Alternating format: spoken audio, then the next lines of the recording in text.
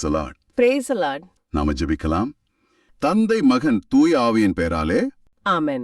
எங்களை நேசித்து வழிநடத்தும் எங்கள் அன்பு தந்தையே, இந்த இனிய நாளுக்காக உமக்கு நன்றி செலுத்துகிறோம். எங்கள் வாழ்க்கையில நீர் கொடுத்திருக்கிற எல்லா ஆசீர்வாதங்களுக்காகவும் உமக்கு நன்றி.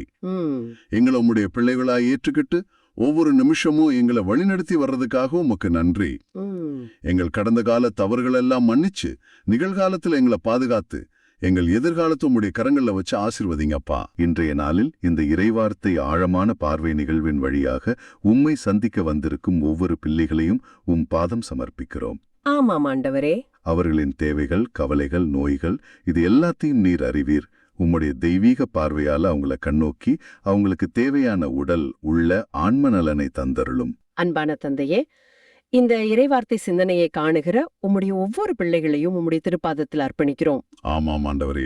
குறிப்பா முத்தையாணியம், Darwin Threshan, Vanitha, Rita Kasthuri, Sriharshan, Mary, Munish, Yuganeswaran, Stephanie, Mirudhulashini, Sophie, Michael, Stefan, Rita, Sasikala, Sundarambal, Sundaradevi, Chandrasekaran, Gnanammal, Rita அண்ணா, Ariana, Zainab, Sherin, Joseph, Lisa லெத்துமி, சூசே Manickam, Priscilla Parameswari, Sarah on.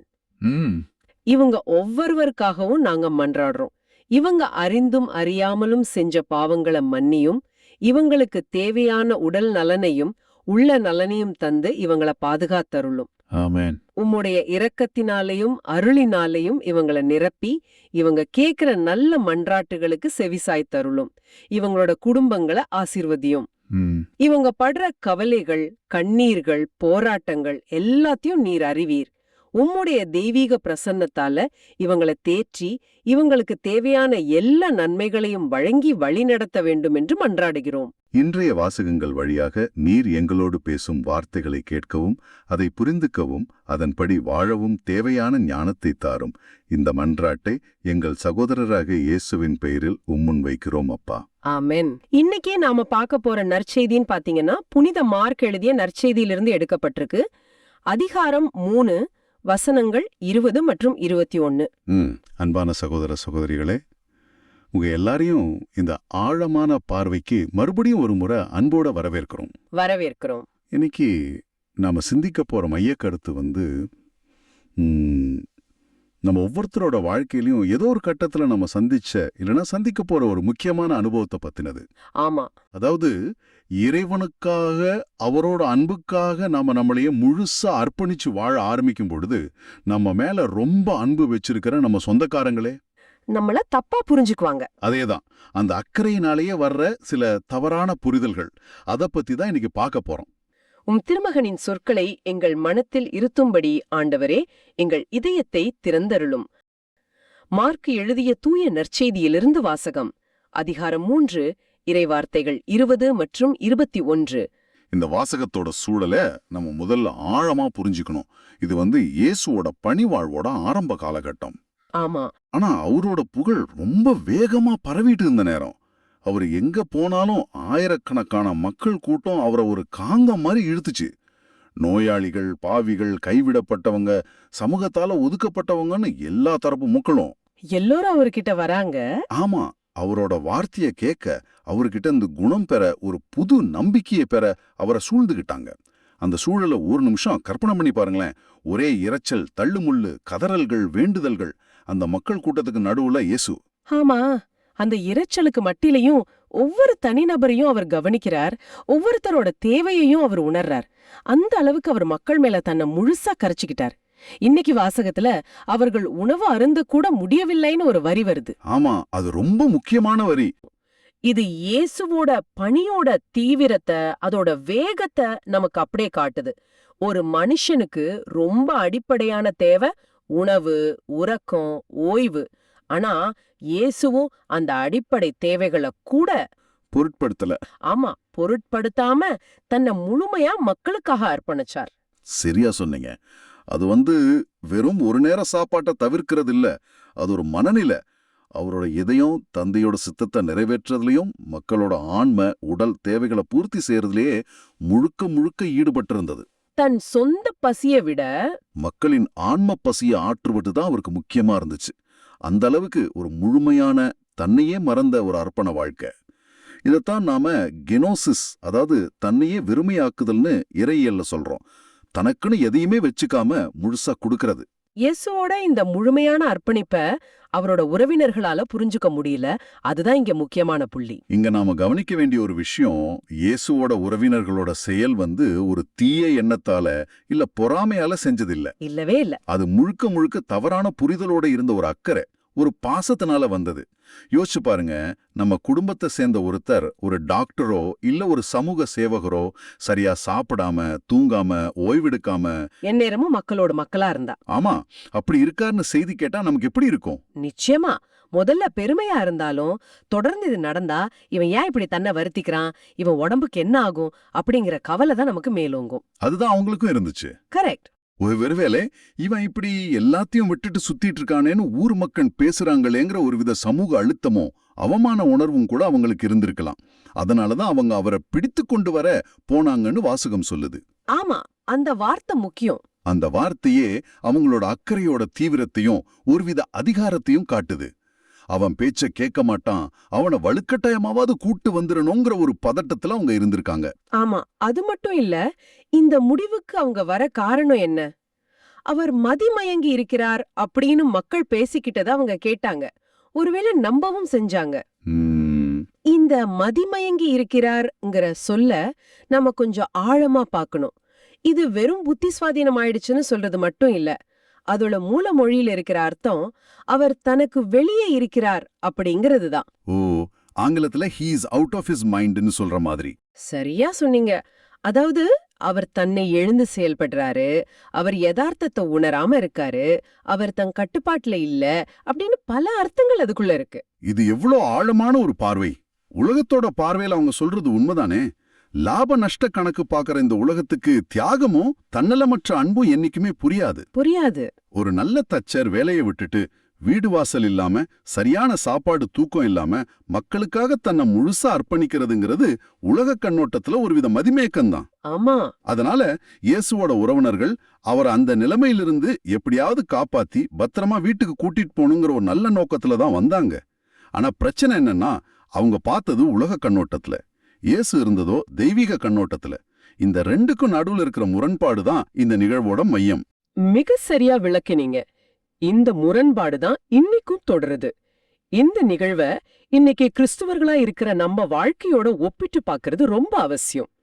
நாம இறைவனுக்காக வாழ ஆரம்பிக்கும்போது, நம்ம ஜெப நேரத்தை அதிகமாக்கும்போது, திருவிவிலியத்தை ஆழமா வாசிச்சு அதன்படி வாழ முயற்சிக்கும் போது, இல்லனா பிறரன்பு செயல்கள்ல இறைப்பணியில தீவிரமா ஈடுபடும் போது. ஆமா, அப்படி ஈடுபடும் போது இதே மாதிரியான அனுபவங்களை நாமும் சந்திக்க நேரிடும். நம்ம மேல ரொம்ப அன்பு கொண்ட நம்ம குடும்பத்தினரோ நண்பர்களோ நம்மள பார்த்து, இதெல்லாம் உனக்கு தேவையா, எதுக்கு இவ்வளவு தீவிரமா இருக்க, கொஞ்சம் பிராக்டிக்கலா வாழு, அளவுக்கு மீறி போறேன்னு சொல்லக்கூடும். ஆமா, இது நிறைய பேருடைய வாழ்க்கையில நடக்கிற ஒண்ணு. உதாரணமா, ஞாயிற்றுக்கிழமை திருப்பலிக்கு மட்டும் போற ஒரு குடும்பத்துல ஒரு பையனோ பொண்ணோ தினமும் திருப்பலிக்கு போக ஆரம்பிச்சாலோ, இல்ல சாயங்காலத்துல ஜெப கூட்டங்களுக்கு போக ஆரம்பிச்சாலோ பெற்றோருக்கே ஒருவித பயம் வந்துருது. இவன் என்ன சன்னியாசியாக போறானா அப்படின்னு. அதேதான், அவங்க கவலைப்படுறதுல ஒரு நியாயம் இருக்கு. அது நம்ம மேல இருக்கிற அக்கறையினால தான் வருது. ஆனா இறைவனோட அழைப்பை உணர்ந்த நமக்கு அது ஒரு புனிதமான கடமையா தெரியும். இந்த நிகழ்வு இறைவனோட சித்தத்தை செய்யறதுல ஒரு விதமான தனிமை இருக்குங்கிறத ரொம்ப தெளிவா காட்டுது. ஆமா, யோசிச்சு பாருங்க, கடவுளோட மகனான இயேசுவே தன் சொந்த உறவினர்களால, தன்னை நேசிச்சவங்களால தப்பா புரிஞ்சு கொள்ளப்பட்டார்னா, சாதாரண மனுஷங்களான நாம இந்த மாதிரி சூழலை சந்திக்கும் போது கலங்கி போகக்கூடாது. உண்மையில அது நமக்கு ஒரு பெரிய ஆறுதல். நாம சரியான பாதையில தான் போறோம் என்பதற்கு அது ஒரு அடையாளமா கூட இருக்கலாம். உறவினர்கள் மதிமயக்கம் எதை பார்த்தாங்களோ அது உண்மையில தெய்வீக அன்புங்கிற ஒரு மாபெரும் சக்தி. ஆமா, உலகத்தோட பார்வை என்ன சொல்லுது? முதல்ல உன்னை பாத்துக்கோ, உன்னை பாதுகாத்துக்கோ, உனக்கான சுகத்தை தேடிக்கோ, லாபகரமா வாழன்னு சொல்லுது. கரெக்ட். ஆனா இறையாட்சியோட பார்வை அதுக்கு நேர் எதிரா இருக்கு. அது என்ன சொல்லுது? உன்னையே கொடு, உன்னை இழக்க துணிஞ்சா நிலைவாழ்வை பெறுவாய், தியாகம் செய், பிறருக்காக வாழுன்னு சொல்லுது. இந்த ரெண்டு பார்வைகளுக்கும் நடுவுல மிகப்பெரிய இடைவெளி இருக்கு. இயேசுவோட செயல்கள் அவரோட உறவினர்களுக்கு புரியாத புதிரா ஒருவித மதிமயக்கமா தெரிஞ்சாலும் அதுவே அவரோட தெய்வீக பணியோட மிக தெளிவான மிக உறுதியான வெளிப்பாடா இருந்துச்சு. அவர் மதிமயங்கி இருக்கல, மாறா அவர் முன்னப்போதையும் விட ரொம்ப தெளிவா தன் தந்தையோட சித்தத்தை நிறைவேற்றிக்கிட்டு இருந்தார். உலகத்தோட தர்க்கத்தை மீறிய ஒரு தெய்வீக தெளிவுல அவர் இருந்தார். ஆம், இந்த ஆழமான புரிதலோட இந்த நிகழ்வை பாக்குற உங்ககிட்ட ஒரு சிந்தனை கேள்விய முன்வைக்க விரும்புறேன். இறை அன்புங்கிற இந்த புனிதமான மதிமயக்கம் நம்ம வாழ்க்கையில கொஞ்சமாவது இருக்கா? ஆழமான கேள்வி. அதாவது உலக கணக்குப்படி இது ஒரு முட்டாள்தனமான செயல்னு தெரிஞ்சும் இறைவனுக்காகவும் நற்செய்திக்காகவும் ஒரு செயலை செய்ய நாம துணிகிறோமா? மத்தவங்க நம்மள கேலி பண்ணுவாங்க, தப்பா புரிஞ்சுக்குவாங்க, இவனுக்கு வேலை இல்லைன்னு சொல்லுவாங்கன்னு தெரிஞ்சும் இறைவனோட சித்தத்தை செய்ய நாம முன் வர்றோமா? அது ரொம்ப சவாலான கேள்வி. ஏன்னா மனுஷங்களான நாம எல்லாரோட அங்கீகாரத்தையும் பாராட்டையும் எதிர்பார்க்கிறோம். யாரும் நம்மளை பத்தி தப்பா பேச விரும்புறதில்ல. ஆனா நற்செய்தியோட பாதை அப்படி இல்ல. அது சில நேரங்கள்ல தப்பா புரிஞ்சு கொள்ளப்படவும் ஒரு விதத்துல மதிமயங்கியவர்னு முத்திரை குத்தப்படவும் நம்மளை தயார் செய்ய சொல்லுது.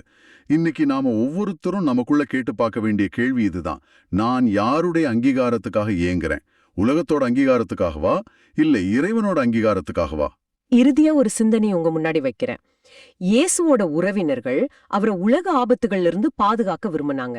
அவர் பட்டினியா இருக்கக்கூடாது, அவருக்கு ஓய்வு வேணும், அவரை பிடிச்சிட்டு போக எதிரிகள் காத்திருக்காங்க. இந்த ஆபத்துகள்ல இருந்து அவரை காப்பாத்துறோம்னு நினைச்சாங்க.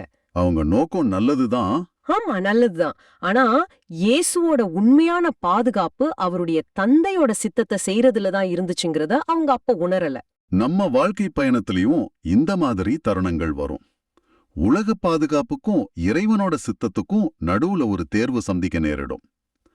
வேலையை விட்டுட்டு இறைப்பணிக்கு போனா என் எதிர்காலம், என் குடும்பத்தோட பாதுகாப்பு என்ன ஆகும்? ஆமா, உண்மைக்காக பேசினா எனக்கு ஆபத்து வருமே, தியாகம் செஞ்சா எனக்கு நஷ்டம் ஏற்படுமே. இதெல்லாம் உலக பாதுகாப்பு சம்பந்தப்பட்ட சிந்தனை. ஆனா இந்த சூழல்ல இறைவன் என்கிட்ட இருந்து என்ன விரும்புறார் அப்படிங்கிறது இறையாட்சியோட சிந்தனை. இந்த ரெண்டுக்கும் நடுவுல ஒரு தேர்வை சந்திக்க நேர்ந்தா நாம எதை தேர்ந்தெடுக்கிறோம்னு இன்னைக்கு சிந்திச்சு பார்ப்போம். இயேசுவ போல தந்தையோட சித்தத்தையே நாம பாதுகாப்பா கருத நாம தயாரா இருக்கிறோமா? ஆனா மதிமயங்கி இருக்கிறார்னு சொல்றதுக்கு அவங்க குடும்பத்துக்கு வெறும் இந்த அக்கறை மட்டும்தான் காரணமா, இல்ல இதுக்கு பின்னாடி வேற ஏதாவது சமூக அழுத்தம் இருந்திருக்குமா? இது ஒரு நல்ல கேள்வி. ஏன்னா அந்த வார்த்தை ரொம்ப கடுமையான வார்த்தை. He is out of his மைண்ட்னு சொல்றது சாதாரண விஷயம் இல்ல. நிச்சயமா. நாம இத புரிஞ்சிக்க அந்த காலத்து சமூக அமைப்பு பார்க்கணும். அந்த சமூகத்துல குடும்பத்தோட மரியாதை, கௌரவமெல்லாம் ரொம்ப முக்கியம். சரி. ஒருத்தரோட செயல்பாடு மொத்த குடும்பத்தோட பேரையும் பாதிக்கும். இப்போ இயேசுவோட செயல்களை பாருங்க. அவரு வரி வசூலிப்பவர்கள், பாவிகள்னு சமூகத்தால் ஒதுக்கப்பட்டவங்களோட உட்கார்ந்து சாப்பிடுறார். ஆமா, ஓய்வு நாள் விதிகளை பத்தியும் வித்தியாசமா பேசுறாரு. அதேதான். இதெல்லாம் அன்றைய மத சமூக கட்டுப்பாடுகளை மீறுற மாதிரி பார்க்கப்பட்டிருக்கும். ஓகே, அப்போ இது வெறும் தனிப்பட்ட அக்கறை இல்ல. இவன் செய்யற காரியத்தால நம்ம குடும்ப பேரு கெட்டு போகுது, ஊர்ல நம்மளால தலகாட்ட முடியலங்கிற ஒரு விதமான சமூக அழுத்தமோ ஆதங்கமும் தான் அவங்கள அப்படி சொல்ல வச்சிருக்கு. மிகச்சரி. அவருக்கு மதிமயங்கி விட்டதுன்றது ஒரு மருத்துவ பிரச்சனை என்பதை விட அவர் எங்க கட்டுப்பாட்டை மீறி குடும்பமானத்தை வாங்குறாருன்ற ஒரு கோபத்தோட வெளிப்பாடா கூட இருந்திருக்கலாம். அவங்களுடைய குறுகிய சிந்தனை பெட்டிக்குள்ள இயேசுவின் செயல்களை அடக்க முடியல. இங்கதான் திருத்தந்தை பிரான்சிஸ் சொல்ற ஒரு விஷயம் எனக்கு ஞாபகத்துக்கு வருது. அவர் 2 விதமான சிந்தனைகளை பத்தி பேசுவார். அது என்ன? முதல் வகை சிந்தனை, ஏற்கனவே நம்மிடம் இருப்பவர்களே, அதாவது நல்லவங்களை இழந்து விடுவோமோ என்ற பயத்துல நோய்வாய்ப்பட்டவரையோ பாவம் செய்தவரையோ ஒதுக்கி வச்சிடுறது. ஒரு பாதுகாப்பு மனப்பான்மை மாதிரி. ஆமா, இதுதான் அன்றைய திருச்சட்ட அறிஞர்கள் கிட்டையும் ஒருவேளை இயேசுவோட உறவினர்கள் கிட்டையும் இருந்த சிந்தனை. அப்போ இரண்டாவது வகை, அதுதான் கடவுளின் சிந்தனை. தொலைஞ்சு போனவங்களை எப்படியாவது மீட்கணுங்கிற ஆவல்ல எல்லாரையும் இரக்கத்தோட அரவணைக்கிறது, தீமைய நன்மையா மாத்துறது, கண்டன தீர்ப்ப மீட்பா மாத்துறது, ஒதுக்குதல நற்செய்தி அறிவிப்பா மாத்துறது. இயேசு இந்த இரண்டாவது சிந்தனையோட உயிருள்ள வடிவமா வாழ்ந்தார். ஆனா அவரோட சொந்தக்காரங்களுக்கே அது புரியல. அதுதான் அங்க நடந்த சோகம். அருமை. இதே மாதிரி உலக கணக்குகளுக்கு அப்பாற்பட்ட ஒரு மனநிலைய நம்ம முதல் வாசகத்துல தாவீதின் வாழ்க்கையிலையும் பார்க்க முடியுது இல்லையா? ஆமா, நிச்சயமா. இன்னைக்கு முதல் வாசகம் சாமுவேல் 2ஆம் நூல் இருந்து வருது. இது தாவீதோட வாழ்க்கையில ஒரு மிக முக்கியமான நிகழ்வு இல்லையா? நிச்சயமா. அவரோட குணத்தின் உச்சத்தை, அந்த இதயத்தின் ஆழத்தை அப்படியே நமக்கு படம் பிடிச்சு காட்டுற ஒரு பகுதி இது. ஆமா, தன்னை கொல்ல தேடின ஒருத்தருக்காக தாவீது எப்படிப்பட்ட ஒரு மனநிலையில இருந்தாருன்னு பார்க்க போறோம். சரி, வாசகத்தோட பின்னணிக்கு போலாம். பல வருஷமா சவுல் மன்னர் வந்து தாவீது மேல பொறாமைப்பட்டு அவரை கொல்ல தேடி அலைஞ்சார். தாவீதும் காடு மலைன்னு தப்பிச்சு வாழ்ந்துட்டு வந்தார். ஆமா, அப்படிப்பட்ட ஒரு சூழல்ல தான் தாவீது அமலேக்கியரை தோற்கடித்து விட்டு சிக்லாக்குங்கிற பட்டணத்துல தங்கியிருக்காரு. அங்க அவர் தங்கியிருந்த 3ஆவது நாள்ல ஒருத்தன் வரான். சவுலோட பாசறையில இருந்து அவனோட தோற்றம் வந்து ரொம்ப மோசமா இருக்கு. வாசகம் சொல்லுது, அவன் ஆடைகள் கிழிய தலையில் புழுதிப்படிய வந்தான்னு. அப்போ அந்த கால யூத பண்பாட்டுல இது ஒரு சாதாரண விஷயம் இல்ல இல்லையா? கண்டிப்பா இல்ல. இது வந்து ஒரு மிகப்பெரிய பேரழிவோட, ஒரு தாங்க முடியாத துக்கத்தோட பொது அறிவிப்பு மாதிரி. ஒரு தேசமே அழிஞ்சிருச்சு, இல்ல ஒரு பெரிய தலைவர் இறந்துட்டான்னு சொல்றதுக்கான அடையாளம் அது. சரி, அவன் தாவீது முன்னாடி வந்து தரை வரைக்கும் குளிஞ்சு வணங்குறான். அந்த உரையாடல் பாத்தீங்கன்னா ரொம்ப ஒரு பதட்டத்தோட தான் ஆரம்பிக்குது. ஆமா, தாவீது அவன் கிட்ட நீ எங்கிருந்து வருகிறாய்னு கேக்குறார். அந்த கேள்வியிலேயே ஒரு விதமான ஒரு பதட்டம் தெரியுது. நிச்சயமா அவனோட தோற்றமே ஒரு கெட்ட செய்தியோட வந்திருக்குன்னு தாவீதுக்கு புரிஞ்சிருக்கணும். அதுக்கு அவன், நான் இஸ்ரேல் பாசறையிலிருந்து தப்பி வந்தேன்னு சொல்றான். அந்த தப்பி வந்தேன்ங்கிற ஒரு வார்த்தை போதும், போர்க்களத்துல இஸ்ரேலுக்கு பெரிய தோல்வி ஏற்பட்டிருக்குன்னு அதுவே உறுதி செஞ்சிருது. ஆமா, எல்லாம் கைமீறி போனதான ஒரு வீரன் தப்பிச்சு வருவான். அதான், இத கேட்டதும் தாவீதோட இதயம் இன்னும் வேகமா அடிச்சிருக்கணும். உடனே அவர் பொறுமை இழந்து, என்ன நடந்தது என்னிடம் சொல்னு கேக்குறார். அந்த தூதன் கொண்டு வந்த செய்தி உண்மையிலே ஒரு இடிமுழக்கம் மாதிரிதான். அவன் சொல்றான், வீரர்கள் போர்க்களத்திலிருந்து புறமுதுகிட்டு ஓடிவிட்டனர். முதல்ல இது. அப்புறம் மக்களுள் பலர் வீழ்ந்து மடிந்தனர். அது மட்டும் இல்லாம சவுலும் அவர் மகன் யோனத்தானும் இறந்து விட்டனர். அடேங்கப்பா, ஒரே செய்தியில 4 பேரழிவுகள். படை தோத்துடுச்சு, வீரர்கள் செத்துட்டாங்க, மன்னன் இறந்துட்டான், உற்ற நண்பனான இளவரசனும் இறந்துட்டான். குறிப்பா தாவீதுக்கு இது ஒரு இரட்டை தாக்குதல் மாதிரி. ஒன்னு எதிரியா இருந்தா, ஆனா ஆண்டவரால திருப்பொழிவு செய்யப்பட்ட மன்னன் சவுலோட மரணம். இன்னொன்னு, தன் உயிருக்கும் மேலான் நேசிச்ச தன் ஆத்ம நண்பன் யோனத்தானோட மரணம். இந்த 2 செய்தியும் ஒரே நேரத்துல அவர் எப்படி தாங்கியிருப்பார்? நம்மள நினைச்சு பார்க்க கூட முடியல. அந்த அதிர்ச்சியால செய்தியை கேட்ட உடனே தாவீதோட முதல் பிரதிகரணம் என்னவா இருந்துச்சு? 11ஆம் வசனம் அதை தெளிவா சொல்லுது. அப்பொழுது தாவீது தம் ஆடைகளை பற்றி கிழித்துக் கொண்டார். இது வந்து சும்மா ஒரு உணர்ச்சி வசப்பட்ட செயல் இல்ல. ஆமா, அது யூத மரபின்படி கட்டுப்படுத்த முடியாத இதயத்தை நொறுக்குற துக்கத்தோட ஆழமான வெளிப்பாடு. என் உள்ளமே கிழிஞ்சிருச்சுன்னு காட்டுற ஒரு செயல் அது இல்லையா? மிகச்சரியா சொன்னீங்க. இங்க ஒரு முக்கியமான விஷயம் என்னன்னா, தாவீது மட்டும் அப்படி செய்யல. ஓ, வாசகம் சொல்லுது, அவரோடு இருந்தவர்கள் அனைவரும் அவ்வாறே செய்தனர். இது எதை காட்டுதுன்னா, அந்த துக்கம் தாவீதோட தனிப்பட்ட துக்கம் மட்டும் இல்ல, அது ஒரு தேசத்தோட துக்கம். ஆமா, தங்களோட அரசன், இளவரசன், வீரர்களெல்லாம் வீழ்விட்டாங்கங்கிற செய்தி அங்கிருந்த எல்லாரையுமே ஒரு சேர தாக்குச்சு. அந்த ஒட்டுமொத்த சமூகமும் தங்கள் தலைவனுக்காக துக்கம் அனுசரிக்கிறாங்க. அவங்களோட துக்கம் அதோட நிக்கல. 12ஆம் வசனம் சொல்லுது, அவர்கள் அழுது புலம்பி மாலை வரை நோன்பு இருந்தார்கள். இங்க நோன்புங்கிறது வெறும் சாப்பிடாம இருக்கிறது மட்டும் இல்ல, அது ஒரு ஆன்மீக செயல். தங்களை தாழ்த்தி இந்த பெரிய இழப்புக்காக மனம் வருந்தி கடவுளோட சித்தத்தை அறிய முயற்சி பண்றது. மாலை வரைக்கும் அழுதாங்க, புலம்புனாங்கங்கிறது அந்த துக்கத்தோட தீவிரத்தை நமக்கு காட்டுது. அவங்க யாருக்காகலாம் துக்கம் அனுசரிச்சாங்கன்னு ஒரு பட்டியலே அங்க இருக்கு. ஆமா, சவுலுக்காகவும் அவர் மகன் யோனாத்தானுக்காகவும் ஆண்டவரோட மக்களுக்காகவும் இஸ்ரேல் வீட்டாருக்காகவும் அவங்க துக்கம் கொண்டாடினாங்க. இங்கதான் தாவீதோட அந்த மாபெரும் இதயம் வெளிப்படுது. நிச்சயமா. சவுல் யாரு? தாவீத கொல்ல ஈட்டியால குத்த பார்த்தவர், பல வருஷம் இரக்கமே இல்லாம வேட்டையாடினவர், தாவீதோட வாழ்க்கையே நிம்மதி இல்லாம செஞ்சவர். அப்படிப்பட்ட ஒருத்தரோட மரணத்துக்காக தாவீது உண்மையாவே துக்கப்படுறார். எதிரியோட வீழ்ச்சியில சந்தோஷப்படாம அவனோட இழப்புக்காகவும் வருந்துற ஒரு மேலான பண்பு. இதுதான் கடவுளோட இதயத்துக்கு ஏத்த இதயம். சரி, இந்த ஆழமான துக்கத்தோட வெளிப்பாடா தாவீது ஒரு இரங்கற்பா பாடுறார், ஒரு ஒப்பாரி பாடல். திருவிவிலியத்திலே ரொம்ப அழகான உருக்கமான கவிதைகள்ல இதுவும் ஒண்ணு. அதோட தொடக்கமே நம்மள உலுக்குது. 19ஆம் வசனத்துல, இஸ்ரவேலே உன் மாட்சி உன் மலைகளிலே மாண்டு கிடக்கின்றதே, மாவீரர் எங்கன மடிந்தனர் அப்படின்னு பாடுறார். என்ன ஒரு ஆழமான வரிகள்! உன் மாட்சின்னு தாவீது இங்க சொல்றது சவுலையும் யோனத்தானையும் தான். அவங்கதான் இஸ்ரேலோட பெருமை. ஆமா, அவங்கதான் இஸ்ரேலோட அடையாளம், அதோட கௌரவம். அந்த பெருமையெல்லாம் இப்போ உயிரில்லாத சடலங்களா மலைகள்ல சிதறி கிடக்குதுன்னு புலம்புறார். மாவீரர் எங்கனம் மடிந்தனர்ங்கிற கேள்வி திரும்ப திரும்ப இந்த பாடல்ல வருது. அது ஒரு கேள்வியே இல்ல, அது ஒரு புலம்பல். இப்படிப்பட்ட வீரர்களா இப்படி சாதாரணமா வீழ்ந்து போனதுன்னு ஒரு அதிர்ச்சியும் துக்கமும் அந்த வரியில இருக்கு. பாடலோட அடுத்த பகுதியில 23, 24 வசனங்கள்ல சவுலையும் யோனத்தானையும் அவர் புகழ ஆரம்பிக்கிறார். ஆமா, சவுலும் யோனத்தானும் அருமை மிக அன்பர்கள், வாழ்விலும் சாவிலும் இணை பெரியாதவர்னு சொல்றார். அவங்களோட அந்த தந்தை மகன் உறவோட நெருக்கத்தை போற்றுகிறார். கழுகுனும் விரைந்து செல்பவர், அரியினும் வலிமை மிக்கோர் அவங்களோட வீரத்தை ஆற்றல புகழ்கிறார். இதுல ரொம்ப ஆச்சரியமான, நாம கவனிக்க வேண்டிய ஒரு பகுதி இருக்கு. தாவீது சவுலோட வீரத்தை மட்டும் புகழல. வேற என்ன சொல்றார்? அவர் இஸ்ரேல் மக்களுக்கும் குறிப்பா பெண்களுக்கு செஞ்ச நல்ல விஷயங்களையும் ஞாபகப்படுத்துறார். ஓ, அப்படியா?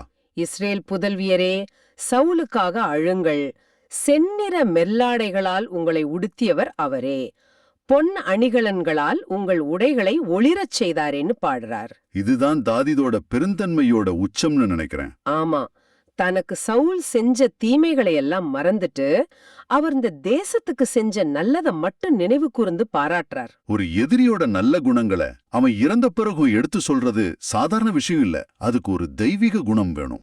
மிகச் சரியா சொன்னீங்க. இதுக்கப்புறம் தாவீதோட புலம்பல் முழுக்க முழுக்க அவரோட உயிர் நண்பன் யோனத்தானை நோக்கி திரும்புது. அந்த துக்கம் இன்னும் ஆழமாகுது, இன்னும் தனிப்பட்டதாக மாறுது. 25ஆம் வசனத்துல, போர்க்களத்திலே வீரர் எங்கனம் வீழ்ந்தனர், உன் மலைகளிலே யோனத்தான் மாண்டு கிடக்கின்றானேன்னு பாடும்போது அந்த வலி அவர் இதயத்திலிருந்து வர்றது உணர முடியுது. அடுத்த 2 வரிகளும் திருவிவிலியத்திலேயே நட்பை பத்தி பேசுற மிக உருக்கமான வரிகள். தாவீது கதறுறார், சகோதரன் யோனத்தானே, உனக்காக என் உள்ளம் உடைந்து போனதே, எனக்கு உவகை அளித்தவன் நீ என்கிறார்.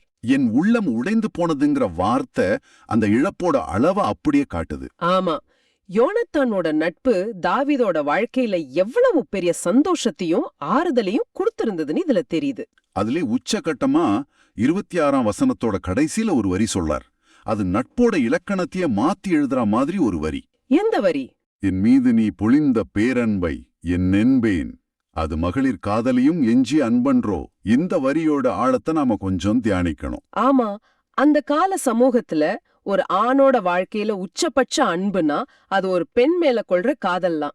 ஆனா தாவீது சொல்றார், யோனத்தானோட நட்பு அந்த காதலையும் விட மேலானது, ஆழமானது, தூய்மையானதுன்னு. அது நிபந்தனைகள் இல்லாத, தன்னலமில்லாத ஒரு தியாக நிறைந்த தெய்வீக நட்பு. அவங்களோட நட்பு அப்படிப்பட்டதுதான். யோனத்தான் தனக்கு வர வேண்டிய அரியணையே தாவீதுக்காக விட்டு கொடுக்க தயாரா இருந்தவர். தன் சொந்த அப்பாவை எதிர்த்து நின்னு தாவீதோட உயிரை காப்பாத்தினவர். அந்த நட்போட இழப்பு தாவீதோட இதயத்தை நொறுக்கிருச்சு.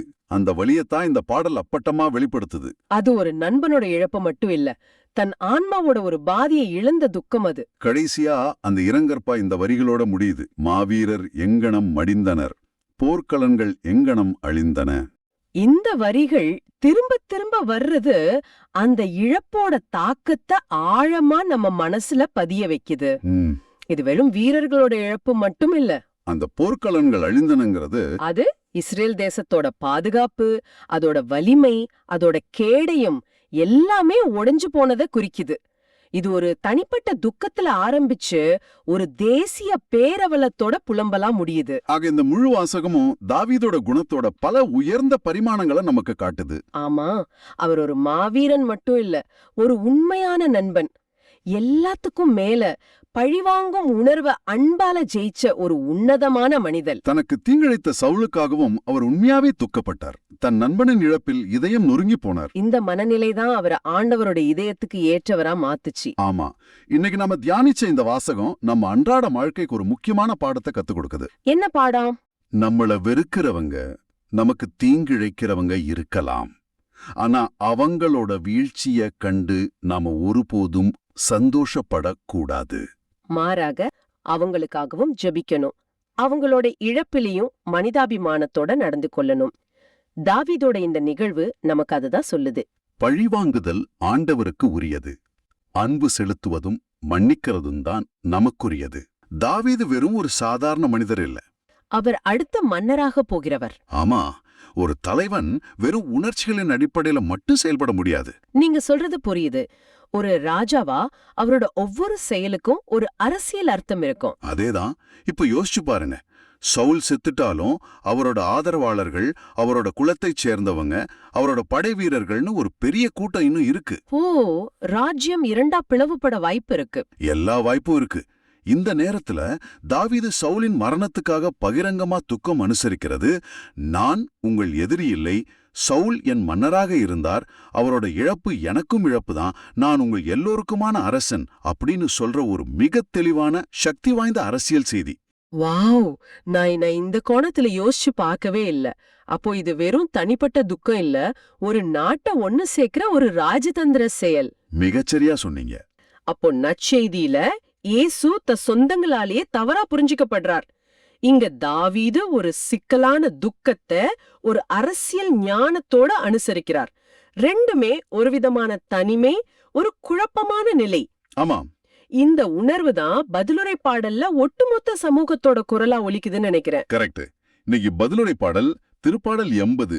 இந்த திருப்பாடல் துன்பத்துல இருக்கிற இஸ்ரேல் மக்கள் தங்களை காப்பாற்றும்படி கடவுளை நோக்கி எழுப்புற ஒரு உருக்கமான மன்றாட்டு. சரிதான். அவங்க தோல்வியில, அவமானத்துல, வேதனையில மூழ்கி இருக்கும்போது கடவுளே தங்களை கைவிட்டுட்டாரோன்னு பயப்படுறாங்க. அந்த பயத்துக்கு நடுவுலையும் தங்களோட ஒரே புகலிடம் கடவுள்தான்னு உணர்ந்து அவர்கிட்ட மன்றாடுறாங்க. திருப்பாடலோட முதல் பகுதிக்கு செல்வோம். முதல் 2 வசனங்கள் ஒரு மீட்புக்கான அழைப்பா இருக்கு. ஆமா. வசனம் 1, இஸ்ரேலின் ஆயரே செவிசாயும் அப்படின்னு தொடங்குது. இந்த ஆயருங்கிற உருவகம் எவ்ளோ அழகா இருக்கு பாருங்க. ஆமா, ரொம்ப அழகா இருக்கு. ஒரு ஆயன் எப்படி தன் மந்தையே, தன் ஆடுகளை பெயர் சொல்லி கூப்பிட்டு பாதுகாத்து வழிநடத்தி ஆபத்திலிருந்து காப்பாத்துவானோ. ஆமா, அதே போல கடவுள் இஸ்ரேல் மக்களை வழிநடத்துறாருங்கிற ஆழமான நம்பிக்கையே இது காட்டுது. குறிப்பா யோசேப்பை மந்தையென நடத்தி செல்கின்றவரே என்ற வரி. அது யோசேப்போட வழிமரபினரான எப்ராயிம், மனாசே, அதாவது வடக்கு இஸ்ரேலோட முதன்மை குலங்களை குறிக்குது. தங்களோட மூதாதையரை எகிப்தின் அடிமைத்தனத்திலிருந்து வழிநடத்தி வந்த அதே கடவுள் தங்களையும் இப்போ வழிநடத்தணுங்கிற ஏக்கத்தை இது காட்டுது. மிகச்சரியா சொன்னீங்க. அந்த முதல் வரியிலேயே தங்களை முழுசா கடவுளோட பராமரிப்புல ஒப்படைக்கிறாங்க. ஆனா அடுத்த வரிய பாருங்க, கெருபுகளின் மீது வீற்றிருப்பவரே ஒளிர்ந்திடும். ஆமா, இங்க உருவகம் மாறுது. ஆமா, மெதுவா வழிநடத்துற ஆயங்கிட்ட இருந்து பிரபஞ்சத்தையே ஆள்கிற ஒரு மாட்சிமை மிக்க அரசர்கிட்ட அவங்க பார்வை திரும்புது. அந்த கெருபுகள்ங்கிறது எதை குறிக்குது? கெருபுகள்ங்கிறது கடவுளோட மாட்சிமையையும் புனிதத்தையும் காத்து நிக்கிற சக்தி வாய்ந்த வானதூதர்கள். பழைய ஏற்பாட்டுல உடன்படிக்கை பேழையின் மேல 2 கெருபுகளோட உருவங்கள் இருந்துச்சு இல்லையா? ஆமா. அந்த 2 கெருபுகளுக்கு நடுவுல தான் கடவுளோட பிரசன்னம் இருக்குன்னு இஸ்ரேல் மக்கள் நம்புனாங்க. சரிதான். அதனால கெருபுகளின் மீது வீற்றிருப்பவரேன்னு சொல்லும்போது, உடன்படிக்கையின் கடவுளே, எங்கள் நடுவில் வாழ்பவரே, உமது வல்லமையை காட்டும் அப்படின்னு அவர் அழைக்கிறாங்க. அப்போ அந்த ஒளிர்ந்திடும்ங்கிற வார்த்தை, அது உம்முடைய முக ஒளியை எங்கள் மீது வீசச் செய்யும், உம்முடைய அருளையும் பிரசன்னத்தையும் நாங்க கண்கூட குணரச் செய்யும் அப்படிங்கிற ஒரு தாழ்மையான ஆனா ரொம்ப வலிமையான ஒரு விண்ணப்பம். ஆம். அந்த 2 உருவகங்களும் ஆயன் அப்புறம் அரசர், இது ரெண்டும் கடவுளோட 2 தன்மைகளை காட்டுது. அவர் நம்ம கூட நெருக்கமா இருந்து வழி நடத்துற அன்பானவர், அதே நேரத்துல விண்ணையும் மண்ணையும் ஆளுகிற வல்லமையுள்ளவர். சரிதான். அடுத்ததா 2ஆம் வசனம், எப்ராயிம், பென்யமீன், மனாசேயர் முன்னிலையில் உமது ஆற்றலை கிளர்ந்தெழச் செய்து எங்களை மீட்கவா அப்படின்னு சொல்லுது. இந்த 3 குலங்களும் வடக்கு இஸ்ரேல் நாட்டின் முக்கிய பகுதிகளா இருந்துச்சு. ஆமா, வரலாற்று ரீதியா பாத்தீங்கன்னா இந்த திருப்பாடல் அசீரிய பேரரசால வடக்கு இஸ்ரேல் அழிக்கப்பட்ட காலகட்டத்துல எழுதப்பட்டிருக்கலான்னு அறிஞர்கள் சொல்றாங்க. ஓ, அப்ப அவங்க ரொம்ப மோசமான ஒரு நிலைமையில இருந்திருக்காங்க. கண்டிப்பா. தங்கள் தேசம் அழிக்கப்பட்டு மக்கள் சிதறடிக்கப்பட்ட அந்த பயங்கரமான நிலையில அவங்க தங்களோட முன்னோர்களுக்கு துணையா இருந்த அதே கடவுள் தங்களுக்கும் ஆற்றலோட உதவணும்னு மன்றாடுறாங்க. ஆமா, அந்த பழைய நாட்களை நினைச்சு பார்த்து அதே வல்லமையோட தங்களை மீட்கும்படி அழைக்கிறாங்க. இது ஒரு வெறும் நினைவூட்டல் இல்ல, இது ஒரு செயலுக்கான அழைப்பு. இந்த முதல் பகுதி கடவுளோட மாட்சிமையும் வல்லமையும் நினைச்சு பார்த்து அவரை உதவிக்கு அழைக்கிற மாதிரி இருக்கு.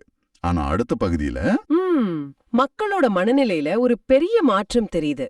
அது அவங்களோட வேதனைய, அங்கலாய்ப்ப, ஏன் கடவுள் மௌனமா இருக்காருங்கிற ஆதங்கத்தை வெளிப்படுத்துது.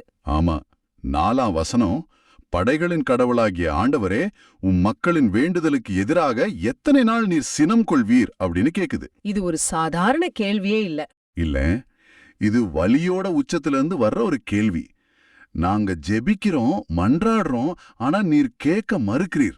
எங்கள் ஜெபத்தின் மேலேயே நீர் கோபமா இருக்கிறா அப்படின்னு கேட்கிற அளவுக்கு அவங்க எதையும் உடைஞ்சு போயிருக்கு. கடவுளே தங்களை கைவிட்டுட்டாரோங்கிற ஆழமான வேதனை இதுல தெரியுது. ஆமா, அந்த வேதனையோட ஆழத்தை 5ஆம் வசனம் இன்னும் அழகா, ஆனா ரொம்ப வலி நிறைந்த ஒரு உருவகத்தோட விளக்குது. ஆமா. கண்ணீரையே உணவாக அவர்களுக்கு உண்ணச் செய்தீர், கண்ணீரை அவர்கள் பெருமளவு பருகச் செய்தீர். இந்த வரிகளை யோசிச்சு பாருங்க. ஒரு மனுஷனுக்கு உணவு, தண்ணீர் எவ்வளவு அவசியமோ அது மாதிரி அவங்க வாழ்க்கையில கண்ணீரும் துன்பமும் நீங்காத ஒன்றா ஆயிடுச்சுன்னு சொல்றாங்க. காலை உணவு, மதிய உணவு, இரவு உணவு எல்லாமே கண்ணீர் தான். ஆமா, அவங்க குடிக்கிற பானமும் கண்ணீர் தான். அவங்க வாழ்க்கை முழுசும் துன்பத்தால சூழப்பட்டிருக்கு. இந்த உருவகம் அவங்க துயரம் தற்காலிகமானதில்ல, அது அவங்க வாழ்வோட ஒரு பகுதியாவே மாறிடுச்சுங்கிறத காட்டுது. அந்த பெருமளவு பருகச் செய்தீர்ங்கிற சொற்றொடர் அவங்க துயரத்துக்கு அளவே இல்லைங்கிறத காட்டுது. ஆமா, அது மிகைப்படுத்தப்பட்ட ஒரு பியோனம் இல்ல, அது அவங்களோட உண்மையான உணர்வோட பிரதிபலிப்பு. அதைத் தொடர்ந்து 6ஆம் வசனம் அவங்க அனுபவிச்ச சமூக அவமானத்தை சுட்டி காட்டுது. எங்கள் அண்டை நாட்டாரால் எங்களை சண்டைக்குரிய பொருளாக்கினீர், எங்கள் எதிரிகள் எம்மை ஏளனம் செய்தார்கள். போர்ல தோற்கடிக்கப்பட்டதுனால அவங்க தங்களோட அண்டை நாடுகளுக்கு ஒரு சண்டை பொருளா, ஒரு விளையாட்டு பொருளா மாறிட்டாங்க. அவங்கள யாரு வேணும்னாலும் துன்புறுத்தலாம், ஏளனம் செய்யலாங்கிற ஒரு நிலைமை. ஆமா, அவங்களோட எதிரிகள் அவங்கள பார்த்து சிரிக்கிறாங்க. உங்கள் கடவுள் எங்கே, அவர் உங்களை கைவிட்டுட்டாரான்னு கேலி செய்யறாங்க. இந்த அவமானம் போரோட காயங்களை விட ரொம்ப கொடியது. ஏன் அப்படி சொல்றீங்க? ஏன்னா இது அவங்களோட நம்பிக்கையையும் அடையாளத்தையும் தாக்குது. தாங்கள் கடவுளோட பேராலேயே அவங்க இழிவா பேசப்படுறத அவங்களால தாங்கிக்க முடியல. இது உடல் ரீதியான துன்பத்தை விட ஒரு பெரிய ஆன்மீக போராட்டம். சரி, இப்ப இந்த திருப்பாடல்ல நம்மளோட நடைமுறை வாழ்க்கையோட பூர்த்தி பார்ப்போம். இந்த வரிகள் பல நூற்றாண்டுகளுக்கு முன்னாடி எழுதப்பட்டிருந்தாலும் இன்னைக்கு நம்ம அனுபவங்களோட எவ்வளவு ஆழமா பேசுது. ஆமா, கண்டிப்பா. நம்ம வாழ்க்கையில நாம தோல்விகளை சந்திக்கும் போது, ஒருவேளை அது தொழில், படிப்பு இல்ல உறவுகளா இருக்கலாம், இல்லனா எதிர்பாராத நோய்களால பாதிக்கப்படும் போது, அன்புக்குரியவங்களோட இழப்ப சந்திக்கும் போது, இல்லனா மத்தவங்களால அநியாயமா அவமானப்படுத்தப்படும் போது, நாமும் இஸ்ரேல் மக்களைப் போலவே கடவுளே நீர் எங்கே இருக்கிறாய், என் ஜெபத்தை கேட்கவில்லையா அப்படின்னு கேட்டிருக்கலாம். நிச்சயமா நம்ம ஜெபங்கள் கேட்கப்படாதது போலவும் சுவர்கள் எழும்பி நம்ம தடுக்கிறது போலவும் உணரலாம். அப்படிப்பட்ட நேரங்கள்ல நம்மளோட விசுவாசம் ரொம்ப கடுமையா சோதிக்கப்படுது. கடவுள் நம்ம மேல கோவமா இருக்காரோ, அவர் நம்மை கைவிட்டுட்டாரோ என்றெல்லாம் நமக்கு நினைக்க தோணும். ஆனா இந்த திருப்பாடல் நமக்கு ஒரு முக்கியமான ஆறுதலான விஷயத்தை கத்துக் கொடுக்குது. என்ன அது? அப்படிப்பட்ட நேரங்கள்ல நம்ம உணர்வுகளை மறைச்சுக்கிட்டு போலியா ஜெபிக்க வேண்டியதில்லை. இஸ்ரேல் மக்கள் செஞ்சது போல நம்மளோட கோபத்தை, விரக்திய, வேதனைய, கண்ணீரை அப்படியே கடவுளோட பாதத்துல கொட்டலாம். ஏன் ஆண்டவரே அப்படி செஞ்சீர்னு அவர்கிட்ட நேருக்கு நேரா கேட்கலாம். ஏன்னா அவர் நம்ம தன்னை, நம்ம உள்ளத்தோட ஆழத்துல இருக்கிறத அவர் அறிவார். ஆமா, நம்ம நேர்மையான உள்ளந்திறந்த ஜபத்தை தான் அவர் விரும்புறார். மிக அருமையான கருத்து. இந்த திருப்பாடல் ஒரு புலம்பலா தொடங்கினாலும் அதோட பல்லவி நம்பிக்கையோட ஒரு கலங்கர விளக்கமா இருக்கு. ஆமா, ஆண்டவரே எம்மீது மனமிறங்கி முக ஒளியை காட்டி அருளும். தங்களோட துன்பங்கள் எல்லாத்தையும் பட்டியலிட்ட பிறகும் அவங்க திரும்ப திரும்ப இந்த நம்பிக்கையான பல்லவியத்தான் பாடுறாங்க.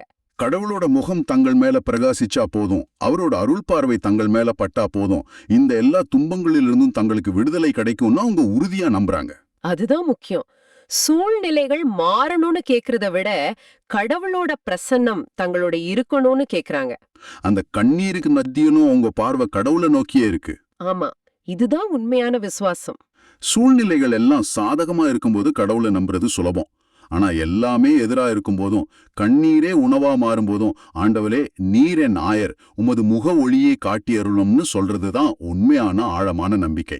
நம்ம கண்ணீருக்கும் நம்ம வேண்டுதலுக்கும் கடவுள் நிச்சயம் செவிசாய்ப்பார். அவர் ஒருபோதும் நம்மை கைவிடுவதில்லை. ஒருவேளை அவரோட மௌனம் நம்ம இன்னும் ஆழமா அவரை தேட வைக்கிற ஒரு கருவியா இருக்கலாம். சரிதான். துன்பத்தின் வழியாக நமது நம்பிக்கையை அவர் புடமிடுகிறார். அதனால நம்ம வாழ்க்கையில நாம துன்பங்களை சந்திக்கும் போது திருப்பாடல் என்பதை நினைச்சு பார்த்து நம்பிக்கையோட ஜெபிப்போம். அப்போ இந்த 3 வாசகங்களையும் சேர்த்து பார்க்கும்போது ஒரு விஷயம் தெளிவா தெரியுது. இறை திட்டத்துல நம்ம பங்கு சில சமயம் மத்தவங்களுக்கு புரியாது. நிச்சயமா. அது இயேசுவுக்கு நடந்த மாதிரி பைத்தியக்காரத்தனமா தெரியலாம், இல்ல தாவீதுக்கு நடந்த மாதிரி ரொம்ப சிக்கலானதா இருக்கலாம், இல்ல இஸ்ரேல் மக்களுக்கு நடந்த மாதிரி ஒட்டுமொத்தமா கைவிடப்பட்ட உணர்வா இருக்கலாம். ஆனா எல்லா நிலைமையிலயும் கடவுளோட திட்டம் ஒண்ணு செயல்பட்டுகிட்டே இருக்கு. இந்த 3 சூழல்களிலும் மனிதர்கள் எதிர்கொள்ளும் பொதுவான உணர்வுகள் என்ன? தவறாக புரிந்து கொள்ளப்படுதல், இழப்பு, கைவிடப்படுதல். சரிதான். ஆனா இந்த வேதனைகளுக்கு மத்தியில இயேசுவின் பணியில் கடவுளின் எல்லையற்ற இரக்கத்தையும், தாவீதின் செயலில் மனித அன்பின் மேன்மையையும் ராஜதந்திரத்தையும், ஆமா திருப்பாடலில் கடவுள் மீதுள்ள அசைக்க முடியாத நம்பிக்கையையும் நம்ம பார்க்கிறோம். ஆமா. அப்படியானால் இந்த வாசகங்கள் இன்றைய நம்முடைய வாழ்வுக்கு என்ன சொல்கின்றன? இதுதான் ரொம்ப முக்கியமான கேள்வி. இயேசுவின் அர்ப்பணிப்பு அவரின் உறவினர்களுக்கு புரியல. தாவீதோட பரந்த மனப்பான்மை ஒருவேளை பலருக்கு தேவையற்றதா கூட இருந்திருக்கலாம். எதிரிக்காக ஏன் அழணும்னா கேட்டிருக்கலாம். ஆமா, இங்கதான் திருத்தந்தை பிரான்சிஸ் சொன்ன அந்த 2 வகை சிந்தனை மறுபடியும் வருது. ஒன்னு குறுகிய வட்டம், விதிகள், பாதுகாப்புன்னு நினைக்கிற உலக சிந்தனை. இன்னொன்னு கடவுளோட பார்வை, எல்லைகளை தாண்டி இரக்கத்தை காட்டுற, எல்லாரையும் அரவணைக்கிற சிந்தனை. கரெக்ட். அப்போ நமக்கான கேள்வி இதுதான். நாம எந்த சிந்தனையை தேர்ந்தெடுக்கிறோம்? நம்ம குடும்பத்திலயோ வேலை செய்யற இடத்துலயோ பங்குலையோ யாராவது கொஞ்சம் வித்தியாசமா உலக வழக்கத்துக்கு மாறா அன்புக்காகவோ ஒரு நல்லதுக்காகவோ செயல்படும் போது நாம அவங்கள இப்படி பாக்குறோம். இயேசுவோட உறவினர்கள் மாதிரி இவருக்கு ஏதோ ஆயிடுச்சுன்னு முத்திர குத்துறமா, இல்ல அவங்களுக்குள்ள செயல்படுற அந்த இறை இரக்கத்தையும் அந்த பெரிய நோக்கத்தையும் பார்க்க முயற்சி பண்றோமா? இது நாம ஒவ்வொருவரும் நமக்குள்ள கேட்டுக்க வேண்டிய ஒரு ஆழமான கேள்வி. இந்த ஆழமான பார்வை உங்களுக்கு பயனுள்ளதா இருக்குதுன்னு நினைச்சா மத்தவங்களுக்கு இந்த வீடியோவை ஷேர் பண்ணுங்க. நற்செய்தியின் தூதராக இறையாட்சியை எடுத்துரைங்க. நன்றி. மீண்டும் நாளை சந்திப்போம். இயேசுவுக்கே புகழ். அன்னை மரியே வாழ்க.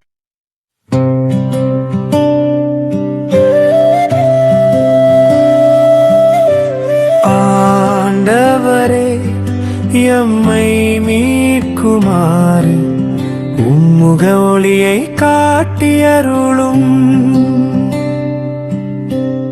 ஆண்டவரே, எம்மை மீட்குமாறு உம்முக ஒளியை காட்டியருளும்.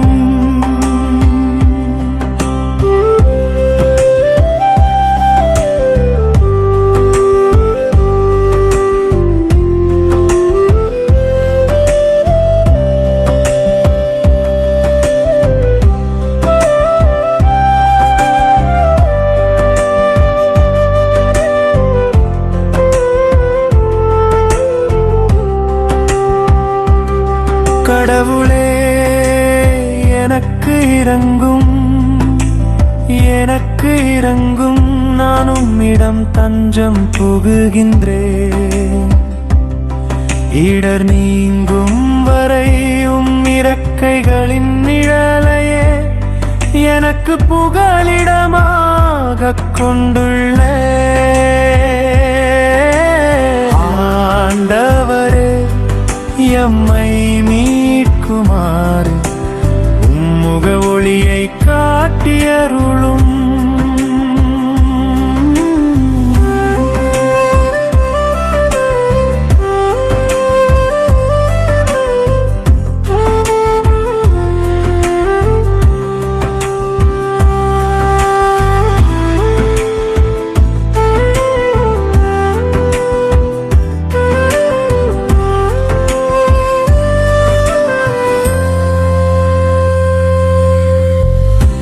உன்னதரான கடவுளை நோக்கி எனக்காக யாவையும் செய்து முடிக்கும் இறைவனை நோக்கியே நான் மன்றாடுகின்றேன்.